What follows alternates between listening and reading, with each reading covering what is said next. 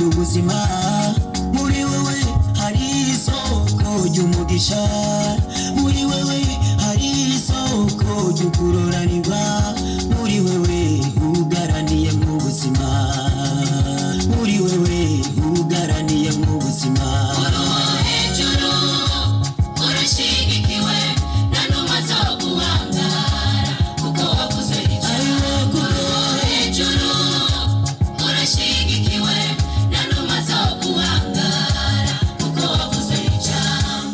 Je voudrais remercier vivement les autorités de la République populaire de Chine et le peuple chinois.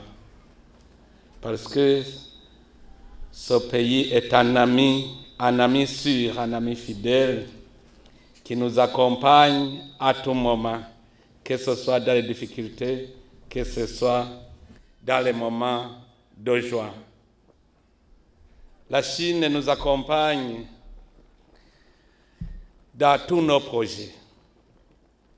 Nous avons ce slogan que chaque bouche doit avoir à manger et chaque poche doit avoir de l'argent.